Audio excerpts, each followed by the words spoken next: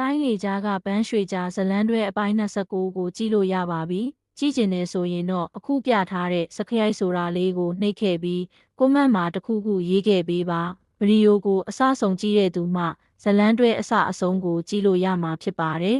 ။မကြည့်ချင်ရင်တော့ကြော်သွားလိုက်တာမိတ်ဆွေတို့အတွက်အကောင်းဆုံးဖြစ်မှာပါ။အားလုံးကိုကျေးဇူးတင်ပါတယ်။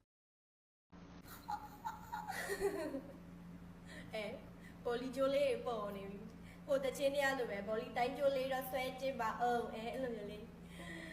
hello hello hello hello hello hello အိမ်ကြီးကြီးနေလို့ကြီးချောင်မြင်နေကြီးချောင်